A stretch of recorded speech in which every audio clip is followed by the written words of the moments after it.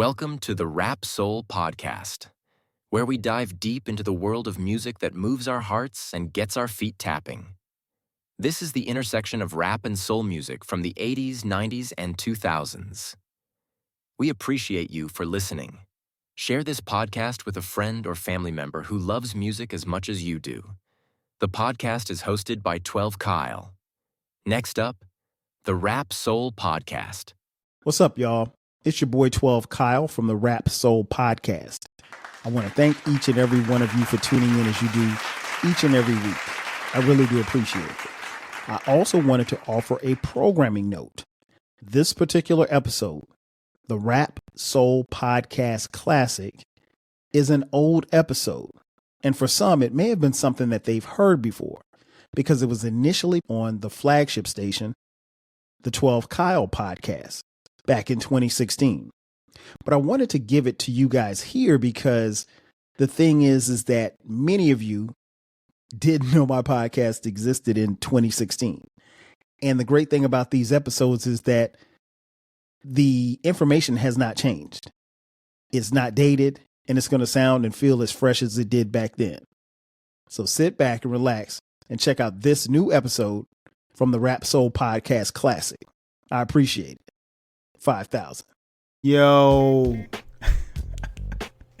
Thanks again for checking out another edition of the 12 Kyle Podcast. I'm 12 Kyle, but you know that. If you haven't done so already, make sure that you subscribe to the podcast. You can find a podcast just about anywhere. We're on iTunes, Stitcher Radio, SoundCloud, Overcast FM, Pocket Cast, Google Play, Facebook, Twitter, Instagram, now on my own YouTube channel. So really, there's no reason not to subscribe to the podcast. All right, so check it out. Here's what we're going to talk about today.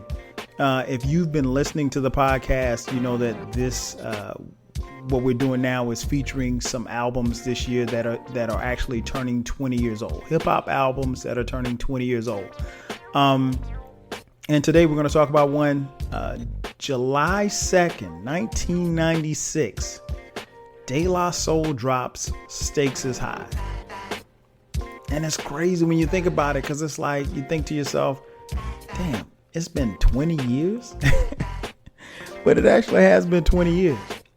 Now, you know De La Soul. If you don't know who De La Soul is, De La Soul obviously is three members: Paz the Noose, whatever you want to call him, Plug One, my man Trugoy the Dove, or Dave, and Mace.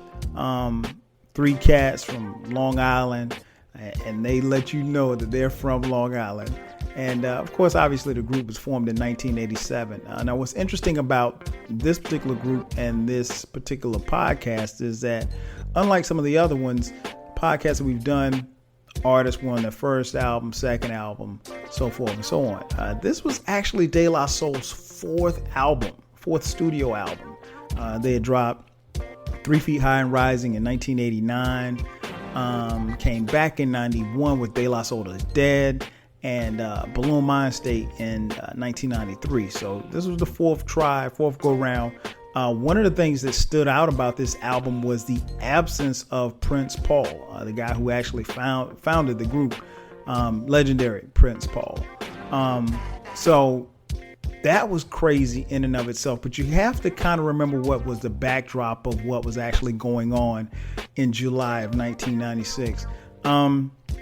I think really at that particular time, hip hop was very, very, what's the word I want? It was very visual. I mean, like it was about, I mean, hip hop has always been flossy or what have you, but it was very visual. You had the Hype Williams videos, and, you know, the shiny suit era was coming in. And I mean, you know, you had guys that was just coming out that were just really, really flashy. And, you know, it really gave way to a culture that was becoming kind of overblown as far as your money was concerned, very money obsessed, very misogynistic. And that's where hip hop was. And you also have to keep in mind that at that particular time, the East Coast, West Coast beef was going on. And, you know, for the most part, De La Soul and the whole native tongue collective that they belong to, they really weren't involved in that. They were kind of in the middle, but they didn't necessarily side on the East Coast or West Coast or whomever. They were in the middle, and what they were trying to do was make a statement as the quote unquote jiggy era was unfolding. And they did. Oh man, this album, this is a dope album. This is one of the best albums of 1996. I think you don't necessarily have to be a De La Soul fan, because I think, relatively speaking, De La Soul was and still is very, very much underrated and slept on by the masses. I mean, they know De La Soul's hits, but you just don't know how. You have to sit down and actually listen to them and just understand how creatively and how dope they are and what they bring to the table. So yeah, it was, I think at that particular time, this album was truly a breath of fresh air. You have to remember, like I said, the East Coast, West Coast beef was going on. And just based on some of the albums, I'm just going to tell you what was on the charts at the time. I mean, Tupac's album was on the chart. All Eyes on Me. Fugees were already on the charts, and this is how bugged out it was and how tough the competition was. De La Soul's album dropped July 2nd. Well, the week before, Reasonable Doubt dropped. And the same day that Stakes is High dropped, Nas dropped It Was Written. Are you serious? So you talk about competition. So but that was good because you had all of this kind of music coming out, and it was really, really fueling the genre. Now, if you want to take a look and see where, I think some of the stellar attributes to this album happen, I think you got to start with the production. Now, to their credit, and I don't think they get enough credit, but most of this album was self-contained, meaning that it was produced by De La Soul. And so that, again, in and of itself was kind of a break because, again, they didn't have the legendary Prince Paul on this one. And he had worked with them on their previous 3 albums. So, if you go into it, if you think back to that time, if I told you a month before the album's coming out, hey, yo, De La Soul's going to drop a new joint, but Prince Paul ain't going to be on it.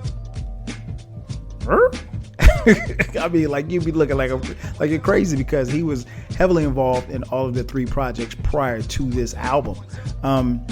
So you don't have Prince Paul, but De La Soul produces most of the album. You also got help from Spearhead X, OG, my man Skef Anselm, and the legendary, in my personal opinion, the greatest hip hop producer of all time. Rest in peace, Jay Dilla. Yes.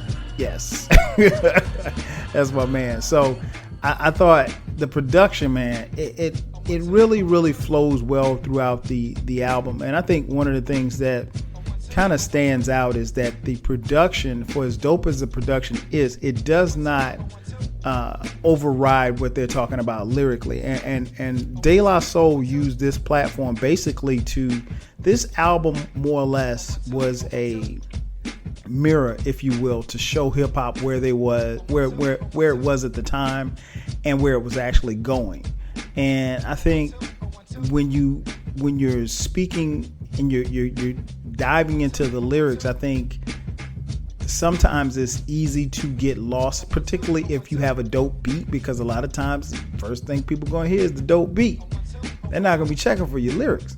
But that didn't happen. I think for them, this was a perfect blend of dope lyrics and dope sounds. And, it was, the beats were just raw, but they were tight. I mean, like, they were very, very unique, a lot of samples. The samples were really, really smooth, jazz influence, soul influence.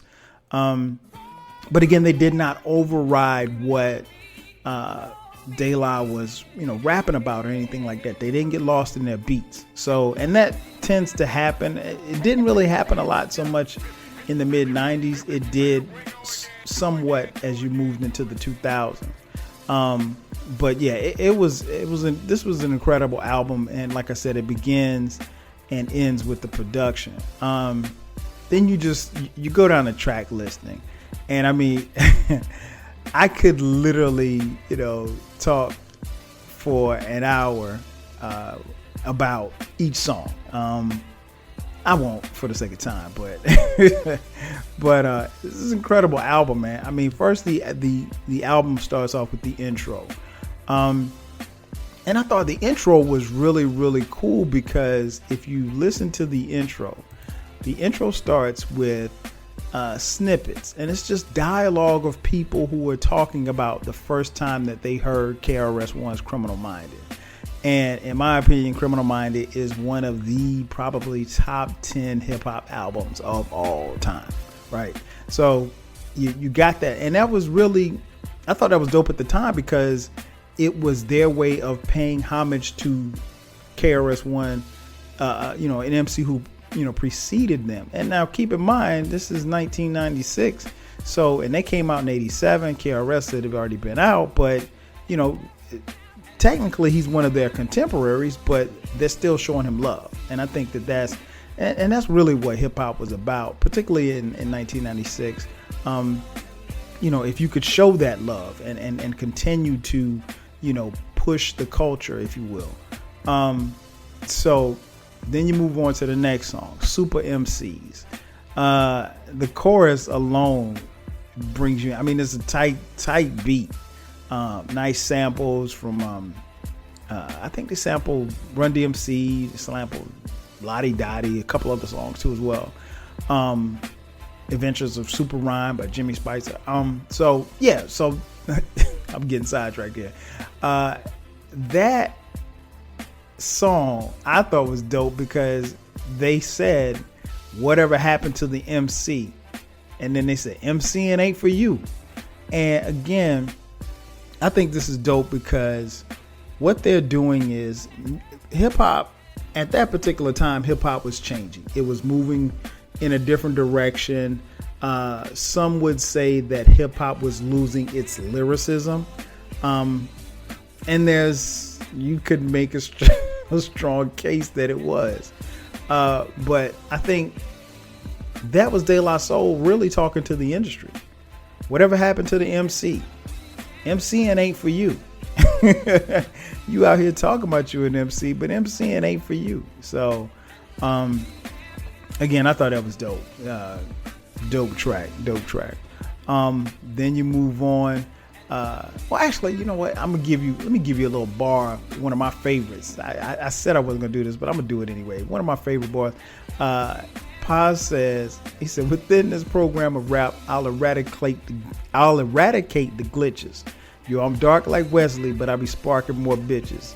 And then, and to them, my constellation put your lives in jep. While others represent, I present my rep. What?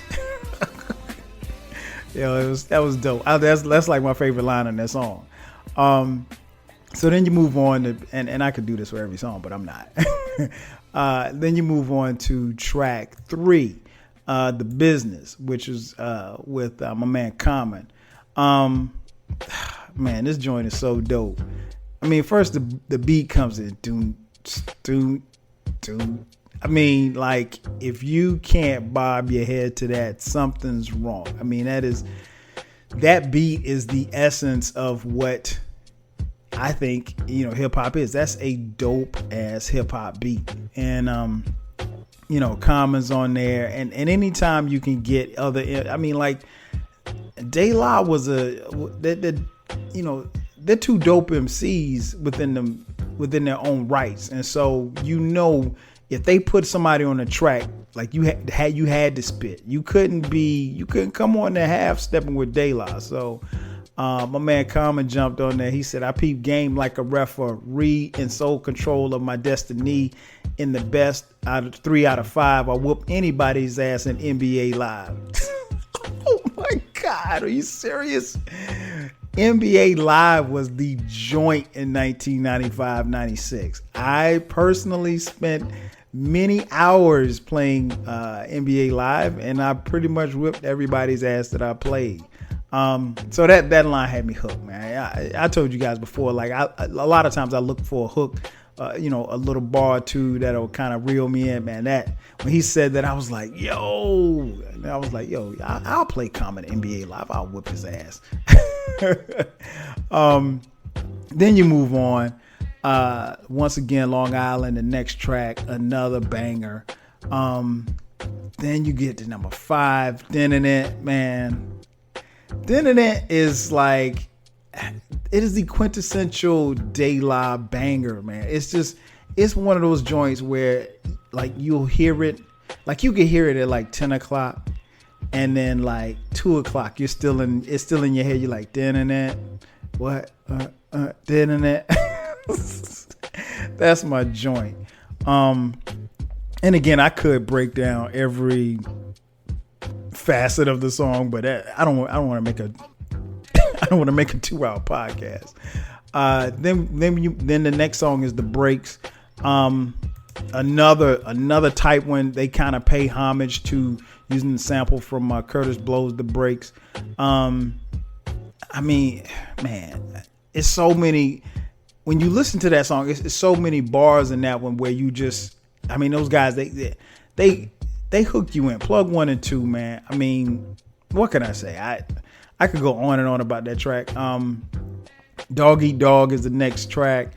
I always thought this was funny because the little dog barking in the background. Now, the first couple of times I heard it, I'm gonna be honest, I didn't like it. I was like, man, what is that noise? I was like, is that a dog? And I was like, I don't know about this one. So if you want a podcast where culture, conversation, and life collide, where you get insightful commentary, engaging discussions, and a fresh perspective on everything, then you need to listen to the 12 Kyle podcast. Hosted by the one and only, yours truly, 12 Kyle, a voice that you know and trust. This podcast will bring you thought-provoking moments, compelling stories, and a whole lot of fun. Whether you're a first-time listener or just tuning in, each episode promises to be something new and exciting. So sit back, relax, join 12 Kyle, myself, and my guests as we break down the world around us and give you stories that you've never heard before, from nostalgic throwbacks to everything in between. The 12 Kyle podcast is a front row seat to this conversation. Subscribe now and never miss an episode of the 12 Kyle podcast, where the vibe is always real and the discussion is always worth your time. Are you feeling nostalgic for the golden eras of rap and soul music? If so, tune in to the Rap Soul Podcast. We are your weekly journey through the 80s, 90s, and 2000s, spotlighting the music and the hidden gems that shape the soundtrack of our lives. From the powerful beats to the soulful melodies, we bring you the best of the past with fresh insights and stories. Rediscover the music that defined a generation. Subscribe to the Rap Soul Podcast and enjoy the vibes. This was a song that I didn't particularly care for and didn't really understand how it was on the album at my first couple of listens. After that, I was like, yo, I like this. Then the next track after that is track 8. And we go to, and that's Baby, Baby, Baby, Baby, Oh Baby. Another one. I mean, like, this one it's a different kind of track, but you have to actually sit and listen to it. And I remember, the first time I heard it, they drop a couple of jewels in it, and like they kind of fly over your head. And then you realize, like, there's a part where, I think it was Dave. Yeah, Dave was talking about what he was talking about. No, I'm sorry, it was Paz. It was Paz News. He was talking about Biggie. It was kind of like, for lack of a better term, a subliminal diss. He was kind of like talking about Bad Boy, because at this particular time, Bad Boy was running hip hop. Biggie was still alive at the time, and so was Tupac. But this was, their battle going back and forth or whatever like that. And to be honest, I don't know if Biggie ever took offense to it. But he kind of, if you listen to the track, and I'm not going to spoil it for you. I mean, you should know the track, but but yeah, listen to it. And Paz, he kind of took a little swipe at Biggie. I like that joint though. Next track number 9, Long Island Degrees. One thing I loved about De La is that they really put on for where they were from. They let everybody know that they were from Long Island. And I think that was interesting because, like, at that particular time, I mean, we had EPMD, we had Rakim, but and De La, but they weren't really. I mean, I guess I'll put it like this: if you weren't from the tri-state area, like, you heard of Long Island, but you didn't know, like, where the hell Long Island. I mean, unless you were like a geography buff like me, you didn't know where the hell Long Island was. Like, you knew it was in New York, but I mean, you didn't know. So, but I thought that was really, really cool because at that particular time in hip hop, all of the MCs that were coming out, they were either from Harlem or, I mean, a few from Harlem, but it pretty much was from the Bronx or Brooklyn, or Queens. And like I said, there were some from Long Island, not a lot, but they really put on for Long Island. Next track, Better Listen. Better Listen was different, man, because it dealt with a topic that really wasn't explored in depth back then. Women. I mean, it really dealt with women. So I think when you listen to that track, damn right, you better listen. I think, man, that track is a good track, man, and they really talk about how, how woman can be pursued and then how she reacts to a man pursuing her, and so forth and so on. And then it's witty, and they're spitting rhyme, and they're spitting game to it too at the same time. So love that track. Next one of my favorite tracks on the album, It's So Easy, man, with the lazy type horns. Oh man, that song, I could go bar for bar in this one. It's So Easy, it's one of my favorite De La Soul songs. Not my favorite, but it's one of my favorites. But a dope song. Then you got Four More featuring John A. And John A at the time was, had they come out yet? I'm not even sure if they had come out yet. If they did, I think they did. I think they came out right around that time. But that was good. I thought that was a good look, putting them on the song. Another tight song. Then you get the track 13, the Big Brother beat. Man, when I say bars, I mean bars. This one features Mos Def, and for a lot of people, not for me, but for a lot of people, this was the first time that they heard Mos Def on a track. I'd heard Mos Def prior to this, but this was the first time for a lot of people that Mos Def was exposed to the masses, and he ripped it. I mean, he tore it up, man. Great track. After that, Down Syndrome, Pony Ride. Then you come to the title track of the album, Stakes is High. This song is my favorite song on the album. I would say it's my favorite De La Soul song. Man, and again, I could go bar for bar, but I'm gonna hit you with this. My man Dove said, I'm sick of bitches shaking ass. I'm sick of talking about blunts. Sick of Versace glasses. Sick of slang. Sick of half-ass award shows. Sick of name brand clothes. Sick of R&B bitches over bullshit tracks. Cocaine and crack, which brings sickness to blacks. Sick of swole head rappers with the sickening raps. Clappers and gats making the whole sick world collapse. Yo! Stakes is high, man. The stakes is high. Oh my God, he killed it. That whole that whole song, man, is, and obviously another reason why I love the song. The beat is crazy, produced by the late great Jay Dilla. That particular song, I think, was basically the blueprint for what they wanted the album to be and then what they were saying to hip hop. Stakes is high. We're at this album basically was saying, like, look, we're at a crossroads. We either got to get it right, we got to either step our game up, or we got to get it right. We got to get back to, spitting and having a good time and putting out this great music, or, we're going to lose it. And to some degree, this was a staple in what hip hop was supposed to be, in the direction it was supposed to be going. And, for lack of better terms, in a lot of ways, it went in the other direction. This particular song is, like I said, my favorite song, man.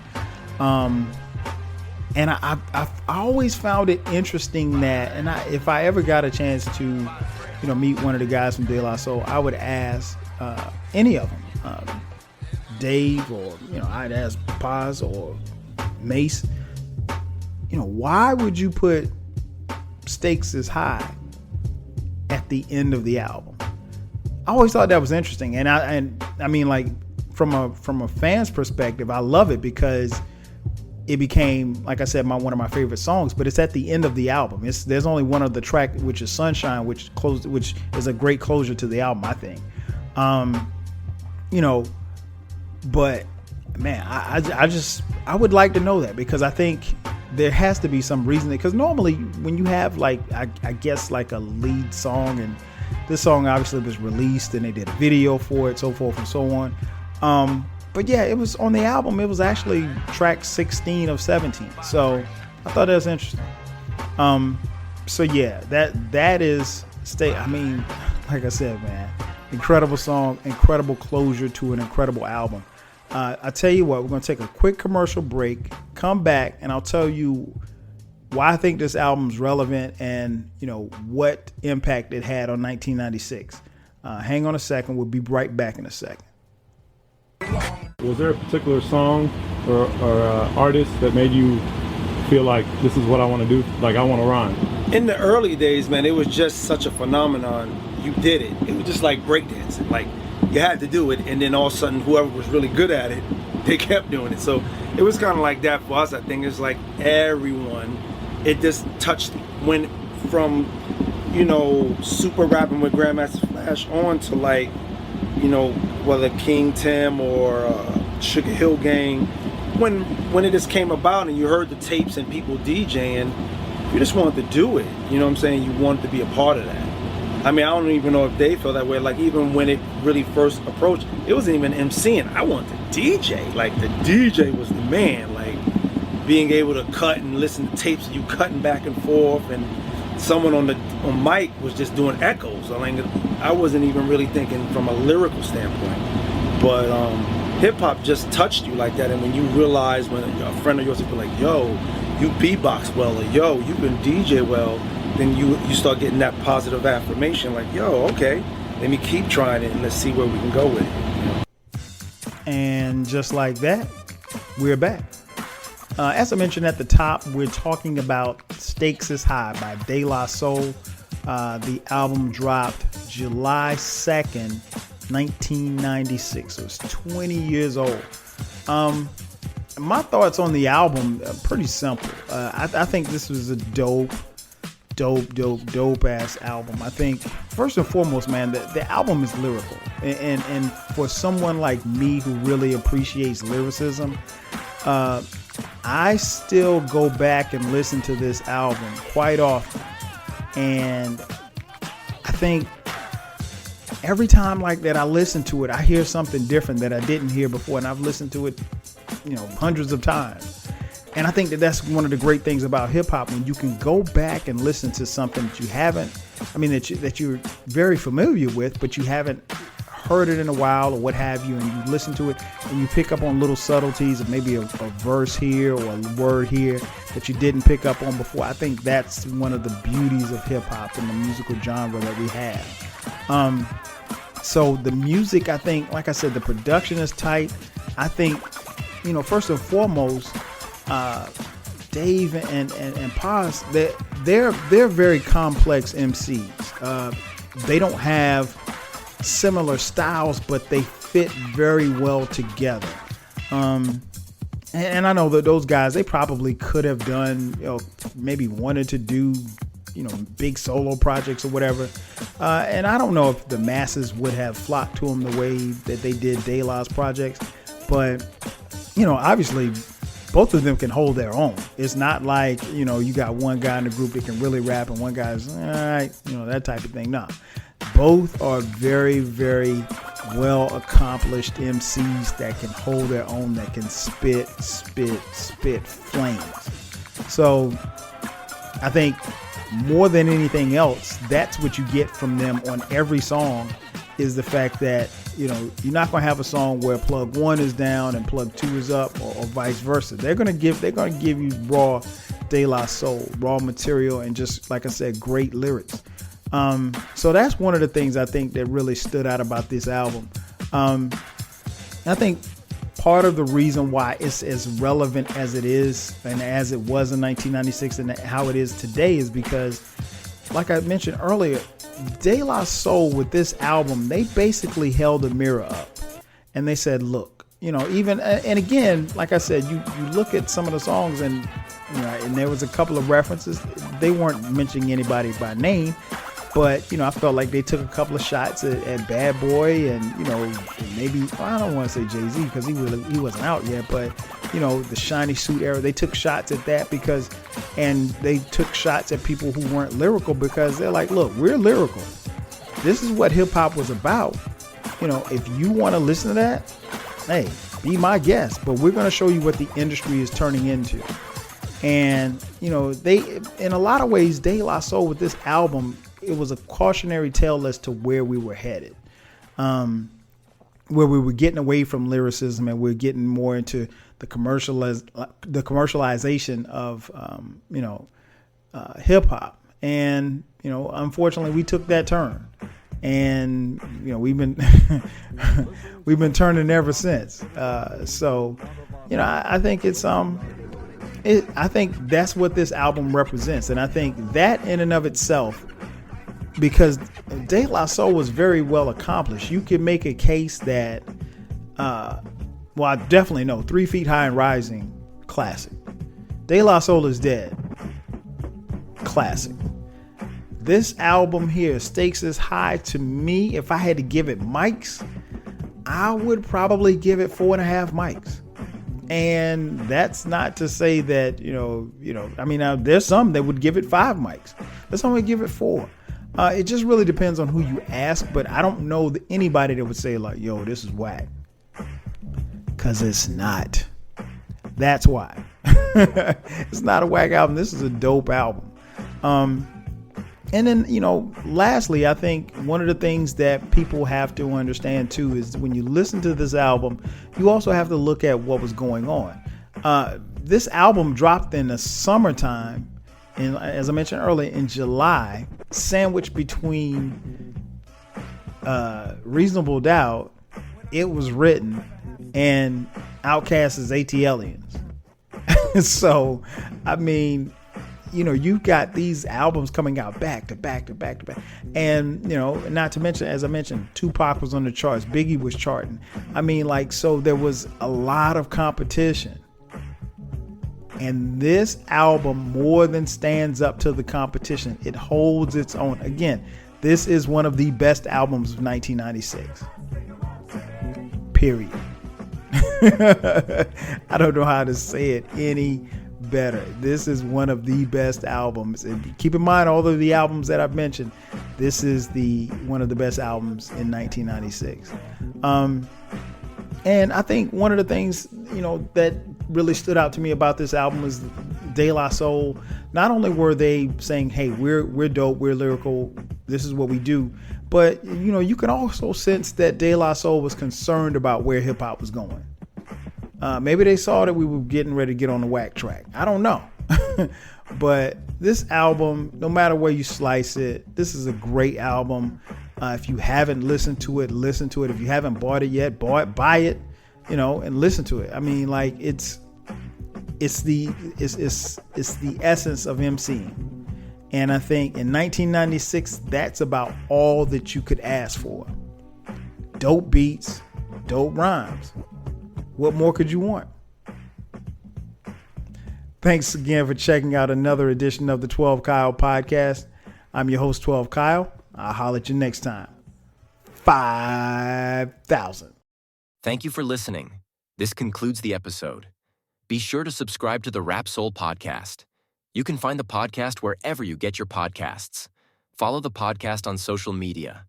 And feel free to continue this discussion on our Reddit page. More importantly, share this podcast with a friend or family member who loves music as much as you do. Until next time, 5,000.